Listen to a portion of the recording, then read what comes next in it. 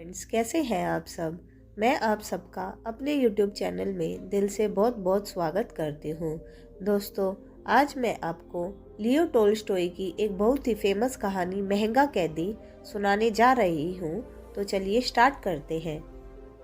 किसी जमाने में एक रियासत थी। उसकी आबादी भले ही कुल 7,000 थी, लेकिन रियासतों वाले ठाट बाट पूरे थे।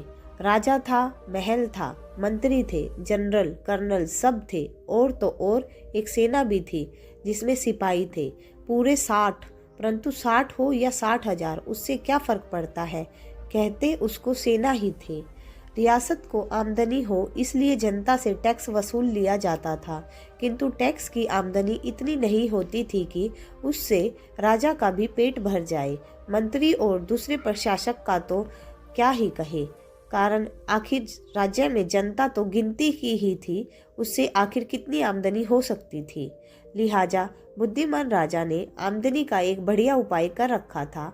उसने अपने राज्य में जुआ घर खोलकर उन्हें ठेके पर दे रखा था। अब जुआ खेलने वाले हारे या जीते, राजा को अपना शुल्क मिल जाता था।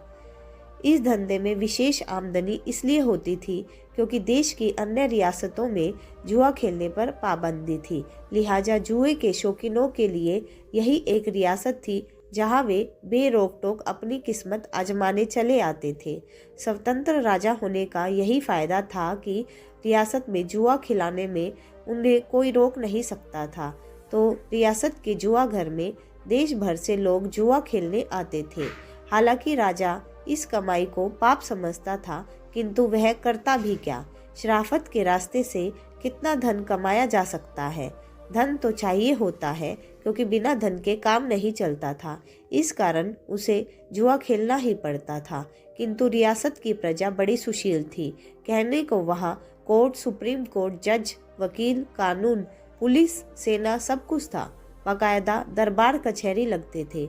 सेना पुलिस की परेड होती थी, किंतु फिर भी प्रजा इतनी सीधी सादी थी कि इन सब की शायद ही कभी जरूरत पड़ती थी। देव योग से एक दिन दूसरी रियासत से जुआ खेलने आए एक आदमी ने किसी आदमी का गला काटकर मार डाला। पुलिस थी सो अपराधी गिरफ्तार हो गया। कोर्ट, सुप्रीम कोर्ट, वकील सब जुटे और मुकदमा चला। अपराधी पर अपराध सिद्ध हो गया। कोर्ट का फैसला हुआ कि इसे ही गला काटकर मार डाला जाए, जैसे को तैसा। किंतु अब एक मुश्किल आन पड़ी। रियासत में गला काटने की कल एक तरह का स्वचालित औजार उपलब्ध न था। होती भी क्यों, रियासत में अपराध ही ना के बराबर होते थे, तो कौन ऐसी चीजें संभाल कर रखेगा। राजा ने मंत्रियों की सलाह से दूसरे राज्य के राजा को पत्र लिखा कि वे गला काटने की कल भिजवाने का कष्ट करे। दूसरे राज्य का राजा बड़ा घाघ था। उसने तुरंत मौके का फायदा उठाने की सोच ली और संदेशा भिजवा दिया कि औजार तो मिल जाएगा, किंतु ऐसी चीजें आपसे व्यवहार में नहीं दी जा सकती। उसे खरीदना पड़ेगा और उसके 10,000 रुपये लगेंगे। 10,000 सुनकर राजा का सर चकरा गया। सोचने लगा कि इतने का तो आदमी नहीं, इसके लिए 10,000 खर्च करूं। उन्होंने दूसरे राजा को पत्र लिखा, किंतु उस राजा को भी पहले से ही पता चल चुका था, इसलिए उसने भी खरीदने की ही बात कह दी। हालांकि उसने दाम कुछ कम घटाकर 8,000 कर दिया। राजा ने विचारा कि इतनी तो हमारी आमदनी नहीं जितने एक आदमी का गला काटने का खर्च करने पड़ेंगे। ये फालतू खर्च मैं नहीं कर सकता। उसने मंत्रियों को बुलाया और कहा कि आप किसी सिपाही से कहकर तलवार से उसका गला कटवा दीजिए। आखिर युद्ध में भी तो उन्हें यही करना पड़ता है। मंत्रियों ने सेनापति सहित 60 सिपाहियों से पूछ लिया, किंतु कोई भी इस जघन्य कृत्य के लिए तैयार न हुआ। अब राजा क्या करे। मामले का पता पूरी दुनिया को चल चुका था। न्याय तो करना ही था, या अन्यथा रियासत की न्यायपालिका की मान मर्यादा क्या बचेगी। राजा ने मंत्रियों की राय पर एक समिति बनाई। उस समिति ने एक उप समिति बनाई। बड़े मंथन और झगड़े झांसे के बाद यह तय हुआ कि मृत्युदंड को आजन्म कारावास में बदल दिया जाए। राजा ने समिति की यह सिफारिश तुरंत मान ली, किंतु फिर समस्या खड़ी हो गई। राज्य में कहीं बंदी गृह ही नहीं था, किंतु यह ऐसी समस्या नहीं थी जिसका हल निकालना बहुत कठिन हो। एक पुरानी सरकारी कोठरी काफी दिनों से खाली पड़ी थी। उसे में अपराधी को बंद करके पहरा लगा दिया गया। आदेश हुआ कि एक सिपाही रोज राजा के लंगर से कैदी के लिए भोजन लाएगा और एक हर समय कोठरी के बाहर पहरा देगा ताकि खूनी भाग न जाए। 1 साल बाद एक दिन राजा राजधानी का हिसाब किताब देख रहे थे। उसमें उन्होंने कैदी के भोजन और पहरे पर खर्च 500 रुपये लिखा देखा तो वे चौंक गए। सोचने लगे, एक कैदी का 1 साल का खर्च 500 रुपये? कमबख्त, अभी तो वह जवान है। अगर इसी तरह बुढ़ापे तक पड़ा रहा तो तब तक हमारी पूरी रियासत चट कर जाएगा।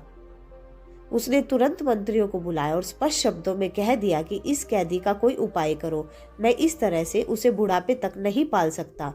एक मंत्री बोला, पहरा हटा दो। दूसरा बोला, कैदी भाग गया तो? पहला बोला, भाग गया तो हमारी मुसीबत कटी।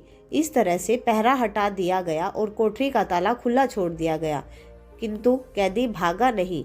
राजा के लंगर से रोटी लाने वाले सिपाही से रोटी लेता और खाकर आराम से कोठरी में पड़ा रहता।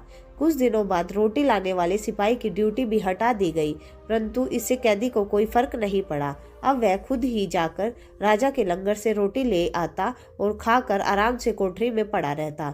भागने का उसने नाम तक न लिया। मंत्री बड़े चकित, ये तो बड़ा ढीठ कैदी है, भागता ही नहीं। आखिर एक दिन एक मंत्री कैदी से बात करने के लिए आया। बोला, भाई, हमने पहरा हटा लिया है, अब तुम आराम से भाग सकते हो। हमारे राजा साहब को भी तुम्हारे भागने का बिल्कुल बुरा नहीं लगेगा। यहाँ कोठरी में पड़े पड़े क्यों अपना जीवन खराब कर रहे हो? कैदी बोला, मैं बिल्कुल नहीं भागूंगा। इससे तो अच्छा था आप मुझे उसी समय मार ही देते। अब आपने मुझे इतने दिनों से मुफ्त की रोटियां खिला खिलाकर निकम्मा बना दिया और अब मुझसे भाग जाने को कहते हो। मैं अब नहीं भागने वाला, मैं तो इसी कोठरी में प्राण दूंगा। फिर से मंत्रियों की एक समिति विचार करने के लिए इकट्ठी हुई। कई दिनों की बैठकों के बाद यह तय पाया गया कि किसी तरह कैदी को 100 रुपये सालाना की पेंशन पर राजी कर लिया जाए और यहाँ से चलता कर दिया जाए। यह प्रस्ताव कैदी संघर्ष मान गया। आखिर अंधा क्या चाहे, 2 आंखें। अब वह पड़ोस की रियासत में स्थित अपने घर में आराम से रहता और अपना धंधा काम करता और हर साल बिला नागा अपनी 100 रुपये की पेंशन इस रियासत के खजाने से ले जाता था। अपने शेष जीवन के लिए उसने बस एक ही बात का ध्यान रखने का संकल्प किया कि किसी भी ऐसे राज्य में अपराध नहीं करना है जहां गला काटने की कल मौजूद हो और बंदी गृह के खर्च की परवाह न की जाती हो। तो दोस्तों, आपको यह हमारी कहानी कैसी लगी आप कमेंट बॉक्स में ज़रूर बताइएगा।